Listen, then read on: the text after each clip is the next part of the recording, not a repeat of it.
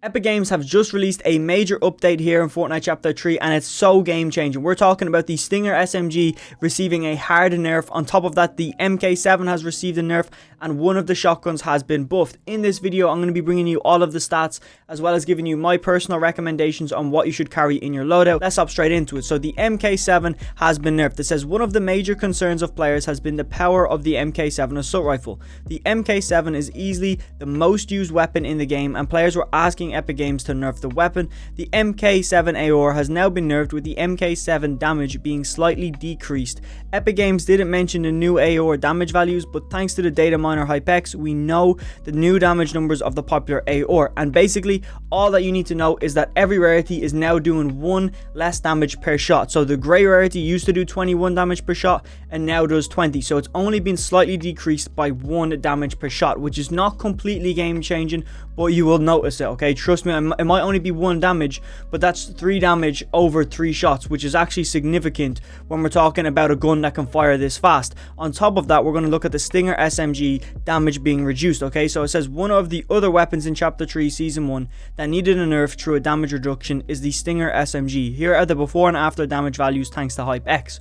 So we can see that this has received a more aggressive nerf than the MK7 assault rifle, because it's actually been nerfed by 2 damage per shot. And again, this is important because this gun has a high fire rate, which means it needs to be able to do a lot of damage. So this is actually going to drastically reduce the whole spray meta, and if somebody does get in your box with this gun, it's going to be doing a lot less damage per second, because it's obviously doing 2 less damage per shot. So if we put this on a scale, the grey rarity used to do 18 and the grey rarity now does 16, so it's been nerfed by 2. And then the green rarity used to do 19, it now does 17. So every rarity has been nerfed by 2, and I believe they have added a mythic SMG. I'm not 100% sure because I haven't hopped in, but it does say Stinger SMG up to mythic rarity when I'm looking at the stats here.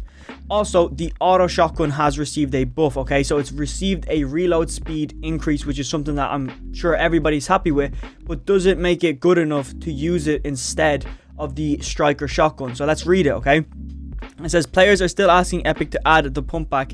It's unlikely to happen. The auto shotgun hasn't gone down well with the player base, and it's now been buffed. The reload speed has been increased. Here's the previous and after reload speeds for the auto shotgun. So at grey rarity, it used to have a 8.8 second reload speed, and it now has 6.2 reload speed, which is even better than the gold reload speed used to be. The gold reload speed is now 4.8 seconds, which means it's 5-second reload time, which this is a drastic update. So now that the gun holds a lot more ammo, it shoots faster, and it has a faster reload speed, and I believe it to have a faster pullout time as well. I'm not 100% sure on that. Theoretically, it's the best shotgun. The only thing that the striker has is obviously its higher damage per shot, and the fact that it has a smaller crosshair, meaning it's great at range. I'm going to be playing with the shotgun all day today, and I'm going to be making another video soon actually telling you what is better. But for now, I would say everybody should start experimenting, use the Stinger SMG as well as using the striker and the auto shotgun, and see what you're playing best with, and that's how I would recommend it. The Stinger SMG is something that I'm pretty sure everybody is happy that it has received a nerf, but how does it play? Is it actually drastically going to change the spray meta? Because you can obviously still spray builds with this. We don't know if it's done any significant nerf to the damage to builds, basically meaning that it could still obliterate through builds and do a lot of bleed damage. And this nerf basically might not do anything drastic to reduce it, but when you look at the stats, it's looking like it's been heavy nerfed. 2 damage per shot is a very big heavy nerf. But with that said, this is only a short video informing you of the update, and I don't need to make it any longer than it already is. If you want to see a video that might help you get better, maybe click the one on screen right now, or consider hitting the subscribe button, because I'm bringing you all the best tips as soon as I possibly can.